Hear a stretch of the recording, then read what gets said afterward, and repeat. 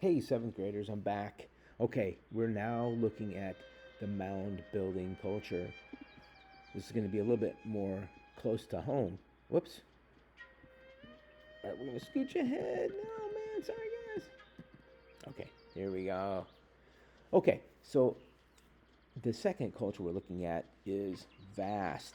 It was spread over a huge part of our continent. Whereas the ancient Pueblo were in the Four Corners area, mound building cultures existed for a longer period of time over a much more um, huge area. So let's take a look here at this area. Not the best map, and I'm sure it's a little bit fuzzy, but so you can see North America there. You can see Florida, the shape of the United States. Okay, so everything in the yellow is areas where you find mounds. And there's a lot of different types of mounds. The different colored dots are going to be different periods of time in which there was mound building going on. So with the red, the Dina culture, that goes way back. This is like BC times now, okay? It's more than 2,000 years ago. Mainly focused along the Ohio River. If you guys can recognize that, the Ohio, Mississippi, that's the Wisconsin River, and then the Arkansas, okay? But there's a lot more that I don't know why they chose those, but you can see where these are concentrated. The earliest ones along the Ohio River. There are Native American stories talking about the mounds, and these stories are old, talking about the mounds and how mysterious they were because they didn't even know why those mounds were there. Did you get that? That's how long ago some of these mounds go back, or how far it goes back in time. The next group of mound building cultures is the Hopewell. And then the more recent group, the last in time, is the Mississippian culture. So you can kind of see where all these were located. It's everywhere. What they have here with the dots are more like mound cities. There were towns, there were cities in which these mounds were prevalent. And so you're going to be looking at some of these as well. You probably already saw those videos. All right, so let's keep it moving. So in the video, you would have learned a little bit about Cahokia. This is just an artist's drawing of what Cahokia, which is in Illinois, but you can see St. Louis, which is in Missouri, because the Mississippi River's not, but maybe just, 6 miles away. So it's not far. And this is an artist drawing of what they think it might have looked like. Now, in the video, you would have probably been introduced to the Great Monk's Mound, and that's here, right here in the middle of this drawing, this image. Monk's Mound is still there. I've been on top of it 3 times. You get a little winded getting to the top because it's about 100 feet high. It was at one time. It's the largest earth mound in this part of the world, and I'd have to double check. It might be the largest earth mound anywhere ever, but I'll have to double check on that. Definitely in the Americas. But there were more mounds around it. Some of these are still there because Cahokia became a national park. It is a UNESCO World Heritage Site. Unfortunately, where this little stream is now is I-55, Interstate 55, that goes into St. Louis. Yeah, I know, it's a bummer. It goes right through the lands. There's another look at what Cahokia may have been like. So there are these different types of mounds that you guys have to know. One are these ceremonial flat top mounds. That's one. And you're looking at Monk's Mound. It had that shape like that so there could be buildings on top. It's called Monk's Mound, by the way, because the first Europeans in this area were the French. They came down the Mississippi River. They came out of places like what we now call Wisconsin. And as they made their way down, they went into these areas, and there was nobody here. This was an abandoned site. Like the ancient Pueblo sites, this one was abandoned too. Nobody living there. But they saw like this huge mountain, like, what the heck? Sacre bleu, what is this? And so they built a church. The French did a lot of that. They built a lot of churches. They wanted to spread their religion. And probably where this little building is over here is where they built it. And that's why it became known as Monk's Mound. Okay? All right. But you can see here the living structures. These people were not going to be moving around. They're not migrating anywhere. They're not nomadic. All right, they were farmers for the most part. And curiously, their homes look a lot like homes that people had in Europe at the same time. They're called daub and wattle. That was the stuff they used to make the walls. And then a thatched roof. That's thatch, like grass. That's it today. Probably already seen it in the video. Again, you have this interstate, which is lacking here, unless this is it. Maybe this is the interstate in the background here. You can kind of see erosion is taking its toll. The French church was down here on the second level. And then to get to the top, up here, there would have been buildings. In the video, they show something of like the Sun King, or that the leader of the Cahokian culture was maybe a king-like figure, but also a religious leader. That's their ideas. I really don't know too much more about it.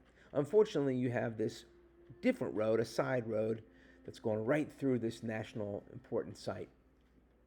It's kind of a shame. I did hear somewhere they wanted to get rid of this road. Here's another example of a flat-top ceremonial mound in Georgia. Even that one would have taken forever to build. Remember, these are being built without use of modern machines, right? I mean, do you understand?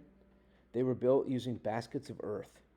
This probably would have taken, who knows, decades to have constructed. Something like that might have taken a year. We don't know. Okay, second type of mound, burial mounds. And you can see that here because they have that kind of a round shape. So this is part of that UNESCO World Heritage Site back in Illinois, Cahokia Mounds. They have excavated into the sides of some of these just to see what's inside. And there are many individuals inside there. In some kind of spiritual way, they were laid out inside there. So you have burial mounds number 2. And then you have the third type of mound. This one's in Ohio. It's called the Great Serpent Mound because it's in the shape of a snake. This is the head of the snake over here. And then 4 football fields in length over here, you got the tail. What's curious is you have farmland right up against this other very protected national park or state park. Just think, if people didn't protect these, the farms probably would have taken these over, and these would have been destroyed long ago, like many of the mounds have been in our country. This type of a mound, this third mound, is an effigy mound. Okay, ready to spell it? E-F-F-I-G-Y, effigy mound. And the place that has more effigy mounds than any other is your own state. Wisconsin, they believed, had as many as 20,000 mounds at one time. Only about 4,000-ish remain. And not only do we have the most mounds, we also had the most effigy mounds in the shapes of mainly animals, but some in the shapes of people too.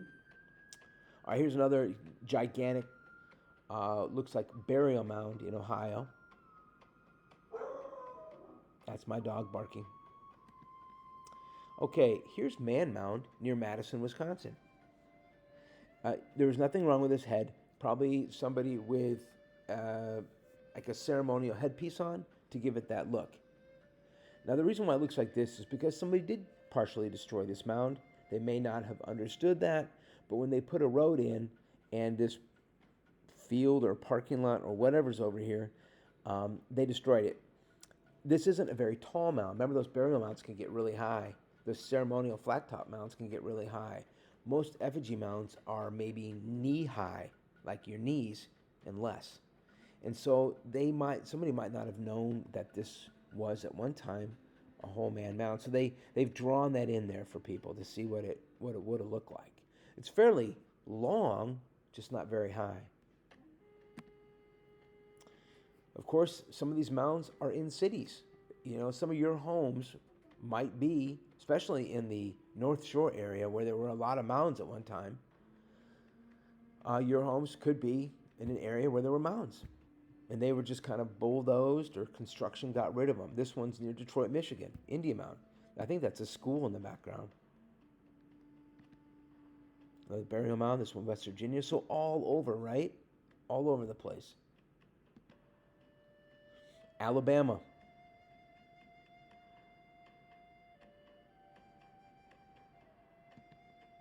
Arkansas. But look how big that sucker is.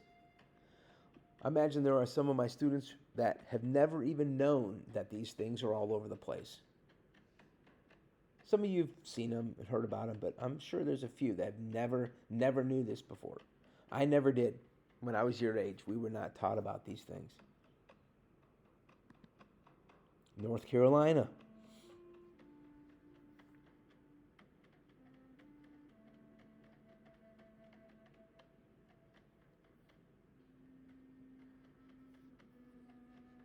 You know what? This is not North Carolina. Looking at this thing, it's probably Minnesota. Take a look at that. I was just reading over that again, so I mislabeled that. Ignore North Carolina. This is like Minnesota, because the Mississippi begins up there, right? This is in our own state, outside Madison. There's Aztalan State Park. And what's curious about Aztalan, if you look at this mound, it looks like the small version of the Monk's Mound down in Cahokia. And that's because it is. It's believed that people coming from the south traveled up to what we now call Wisconsin and kind of did what people do. They rebuilt some of the things from their home, just like people did when they came over here from Europe in the Mediterranean area. They brought names with them, like New York is just taking the word York from England, right? So people do those things. And there are several of these mounds in Aztalan. Okay, that brings us to an end.